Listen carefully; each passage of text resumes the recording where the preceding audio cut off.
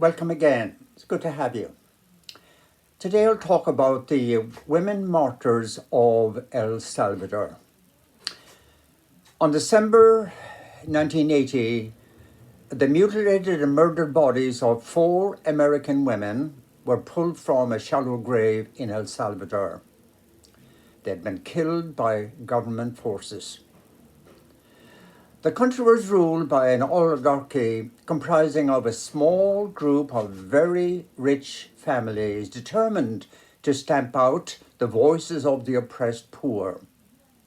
A group of rebels rose to fight for the basic rights of those poor people, and so the struggle began.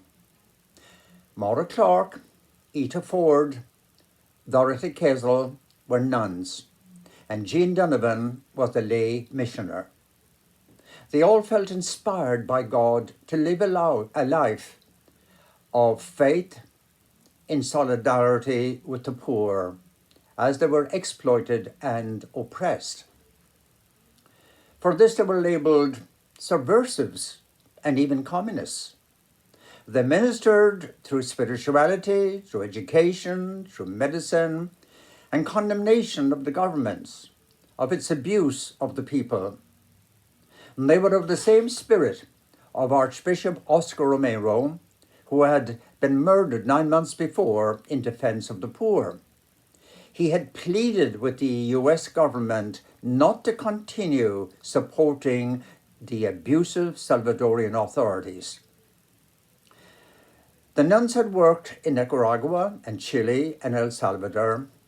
Jean Donovan, age 27, in spite of death threats, decided to stay on, even as she wrestled with the thought of marriage and the pursuit of a lucrative career as a privileged and educated young woman.